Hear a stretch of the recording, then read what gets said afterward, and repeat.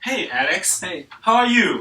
Wow, you are eating sushi! Yeah, I'm just bought from a newly opened sushi store. By the way, do you know where the sushi is originated? I guess it's from Japan. Well, let me introduce something about sushi to you.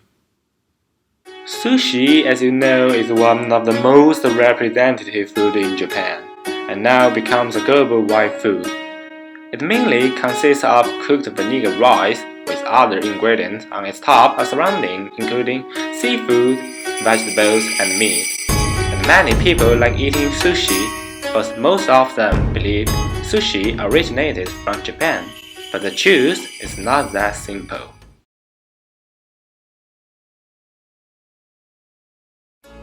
In view of the history of sushi, there are mainly 4 stages before the generation of the modern-day sushi. The sushi originated from southern China in 3rd century BC, and it was called nori sushi. The main function of sushi at that time is to cover the fish with the cooked rice to preserve the fish. And people only enjoy the fish because the pickling of rice can help to prevent the fish from going bad by eliminating the growth of bacteria.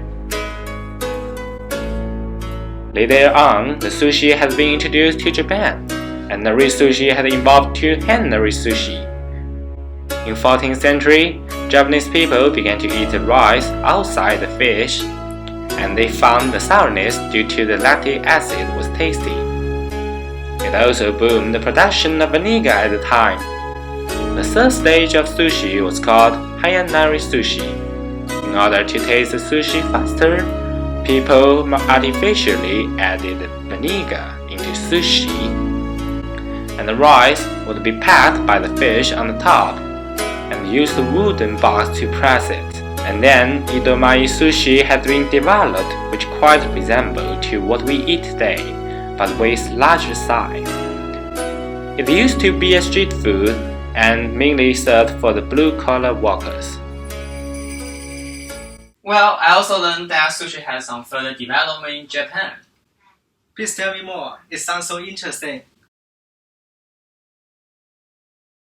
Apart from street foods, sushi becomes various and served for different classes. Some of specific sushi restaurants began to focus on refinement and improvement of sushi, and the many served for higher class people with traditional process and fresh ingredients. In 1953, conveyor belt sushi was invented due to lack of sushi chef.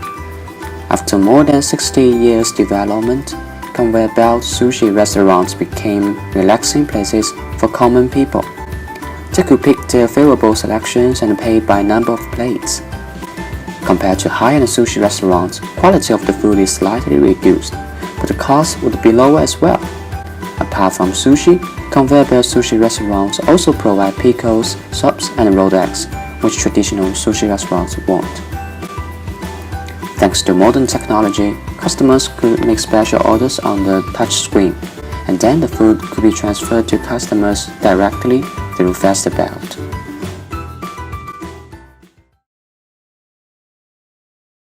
During more than 1,000 years history of development, sushi becomes a symbol of Japanese culture rather than only product. Various sushi appeared in different areas in Japan. As an island nation, Japan is rich in seafood, so the most important type of ingredients is fish, such as fillet fish, flounders, and tunas. Apart from seafood, there are vegetarian ingredients like cucumber and rolled eggs. Also, sushi chefs could choose different methods to deal with different types of ingredients. Most of seafood could be pressed to make hand-pressed sushi, while simple ingredients are better rolled in thin rolls. The pursuit of delicacy leads Japanese chefs to careful treatment. Every process from selection, slicing, pickling ingredients to handcrafting production are optimized to extreme, reflecting wisdoms of Japanese people. You're talking about sushi and working on a paper about the globalization of sushi in Japan. Yes, I also learned a lot about the relatives of sushi in US. Impact was derived from the introduction of Japanese sushi to Korea during the Japanese occupation of Korea. In 1921, The latest home journal introduced Japanese cooking to North American women. A decade later, sushi was growing in popularity throughout North America, turning into a sign of class and educational standing. Japan remains the world's primary market for fried tuna, for sushi and sashimi, and jumbo jets brought New England's bluefin tuna into easy reach of Tokyo. Sushi was redefined by Korean people to be kimbap. At the first glimpse, one cannot resist the impression that they are similar in terms of appearance, with rice and a filling wrapped in dried seaweed. The rice is seasoned with sesame oil instead of vinegar, and the filling usually includes carrot, traditional Korean damji, spinach, and scrambled eggs. It's obvious that kimbap has a rich variety of ingredients, but excludes the raw fish. Besides, kimbap is more aromatic, better textured with a good crunch, served with kimchi instead of wasabi and soy sauce.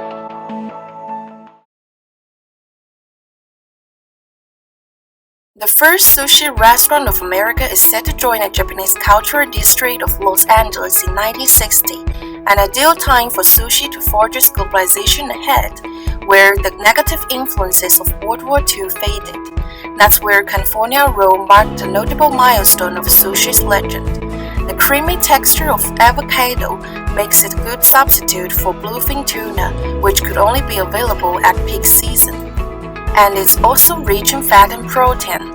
To recreate the seafood flavor, cracked meat was brought into use. Besides serving it with traditional soy sauce, Americans apparently prefer mayonnaise. It then turned into beef inside out, with the meat of outer nori sheet being mistaken as a wrapping paper. Philadelphia roll then stood out as sushi wrapped across the United States. Originated from bagels, it combines cream cheese and smoked salmon, since raw fish was still not widely accepted. Philadelphia has been famous for its cream cheese fouillon, which alleviates the over-saltiness of lox while preserving its unique umami. And the use of cucumber remarkably adds freshness to keep a good balance in taste. Sushi then evolved into other American-styled variations, including sushi wrap and burrito, which are typical melting pot products and indicate American fast food culture. The form of roll completely disappeared when it got further deconstructed into poke bowl. Americans' craze for burgers also impacted on the evolution of sushi.